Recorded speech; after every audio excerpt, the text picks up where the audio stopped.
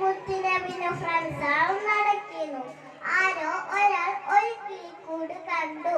അതിൽ രണ്ട് കുഞ്ഞു കിളികളെ തട്ടിയെടുത്ത് കൊണ്ടായി. അത് കണ്ടപ്പോൾ അമ്മ കിളി സഹാബാക്ക് ചുറ്റും വട്ടമിട്ടു പറക്കുന്ന കണ്ടു. മുത്തുനബി സങ്കടത്തോട് പറഞ്ഞു, ആരമ്മ കിളിയെ കുഞ്ഞുങ്ങളെ വേദനിപ്പിച്ചത്? കുഞ്ഞുങ്ങളെ തിരിച്ചു വൈകും.